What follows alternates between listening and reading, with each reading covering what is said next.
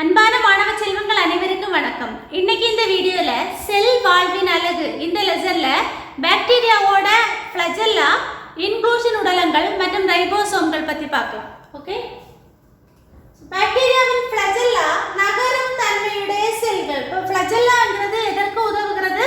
பாக்டீரியாவானது ஒரு இடத்திலிருந்து இன்னொரு இடத்திற்கு நகருவதற்கு உதவுகிறது. இது எந்த புரதத்தால் ஆனது? கசை இலைகள் ஃப்ளஜெல்லின் அப்படிங்கிற ஒரு புரதத்தினால் ஆனது. ஓகே, கசை இலை அல்லது ஃப்ளஜெல்லாவில் 3 பகுதிகள் காணப்படும். பாக்டீரியா ஃப்ளஜெல்லாவில் 3 பகுதிகள் காணப்படும். நீண்ட முறுக்கிழை போன்ற அமைப்பு, ஃபிலமெண்ட் அப்படின்னு சொல்லுவோம். குறு வளைவு, ஹூக் அப்படிங்கிற ஸ்ட்ரக்சர், குறு வளைவு. அப்புறம் அடிப்பகுதி அல்லது அடி உடலம், பேசல் பாடிஸ்னு சொல்லுவோம். ஓகே, சோ பாக்டீரியா கசை இலையில் 3 பகுதிகள் காணப்படுகின்றன.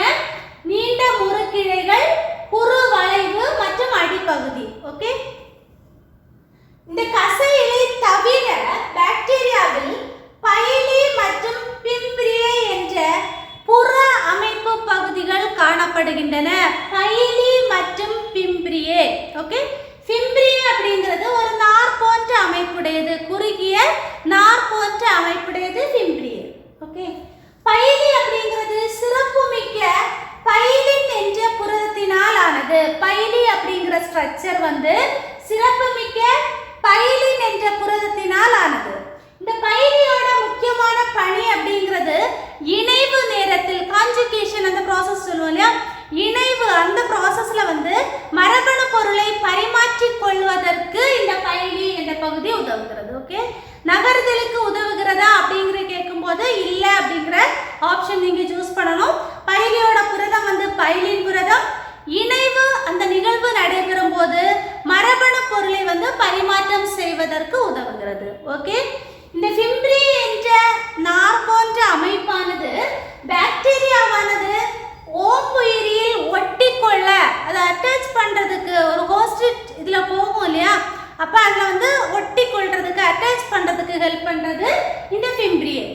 ஓம்புயிரிலே அட்டாச் பண்ணிக்கும். அதே மாதிரி பாறைகள்ல இருக்கும்போது அந்த பாறைகளை பற்றி பிடிக்கிறதுக்கும் இந்த பிம்பிரியே பகுதி தான் உதவும். ஓகே, ரைபோசோம்கள், பாக்டீரியாவின் ரைபோசோம்கள் ஆல்ரெடி பார்த்துட்டோம். அந்த சவ்வு பிணைக்கப்படாதது அப்படின்னு பார்த்திருக்கோம். பாக்டீரியாக்களின் செல் நுண்ணுறுப்புகள் எல்லாமே சவ்வு பிணைக்கப்படாதது. புரதம் உற்பத்தி செய்யும் தளமாக விளங்குவது ரைபோசோம்கள். ஓகே, பாக்டீரியா ரைபோசோம் அப்படிங்கிறது 70S அந்த அமைப்புடையது. அதுல இருக்கிற 2 துணை அலகுகள் 50S மற்றும் 30S. அப்ப பெரிய துணை அலகு அப்படிங்கிற क्वेश्चन வரும்போது 50S, சிறிய துணை அலகு அப்படின்னு வரும்போது 30S.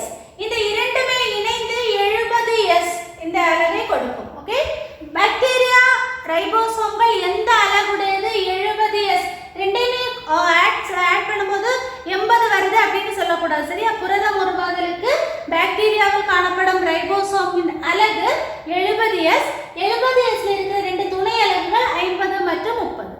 ஓகே, பல ரைபோசோம்கள் ஒரு mRNA உடன் இணைந்து சங்கிலி போன்ற ஒரு அமைப்பை தோற்றுவிக்கும். பல ரைபோசோம்கள் அல்லது எண்ணற்ற ரைபோசோம்கள் ஒரே ஒரு mRNA, இந்த இடத்துல ஒரு ட்ரிக் யூஸ் பண்ணுவாங்க, ஒரு mRNA உடன் சேர்ந்து சங்கிலி போன்ற ஒரு அமைப்பை தோற்றுவிக்கும். இதற்கு பாலிசோம், பாலிசோம் அல்லனா பாலிரைபோசோம், ரெண்டுமே ஒரே பேர் தான். ஓகே, பாலிசோம் அல்லது பாலிரைபோசோம்கள் என்று பெயர். ஓகே, இன்க்ளூஷன் உடலங்கள் அப்படிங்கிறது பாக்டீரியாவோட சைட்டோபிளாசத்துல உணவை சேமித்து வைத்திருக்கோம் இல்லையா, அதுதான் இன்க்ளூஷன் பாடிஸ் அல்லது இன்க்ளூஷன் உடலங்கள். ஓகே, சேமிப்பு பொருட்கள் இன்க்ளூஷன் உடலங்களாக எங்கு சேமித்து வைக்கப்பட்டிருக்கும்? சைட்டோபிளாசத்தில். இதுல 2 சவ்வு எதுவோடையுமே தொடர்பு இருக்காது, சைட்டோபிளாசத்தில் சேமித்து வைக்கப்பட்டிருக்கும். சில சேமிப்பு துகள்கள் அல்லது இன்க்ளூஷன் உடலங்களுக்கு எடுத்துக்காட்டு பாஸ்பேட் துகள்கள், சயனோபைசியன் துகள்கள் மற்றும் கிளைகோஜன் துகள்கள். அப்ப எடுத்துக்காட்டு கேக்குறாங்க, பாஸ்பேட் துகள்கள், சயனோபைசியன் மற்றும் கிளைகோஜன் துகள்கள் கேக்குறாங்க அப்படின்னா நீங்க எந்த ஆப்ஷனை சூஸ் பண்ணிக்கலாம்? இன்க்ளூஷன் உடலங்கள். இன்க்ளூஷன் உடலங்கள் சேமிப்பு பொருட்களாக எங்கு சைட்டோபிளாசத்தில் சேமித்து வைக்கப்பட்டிருக்கும். புரியுது இல்லையா? இந்த வீடியோ உங்களுக்கு யூஸ்ஃபுல்லா இருந்திருக்கும். அடுத்த வீடியோல சந்திக்கலாம். நன்றி.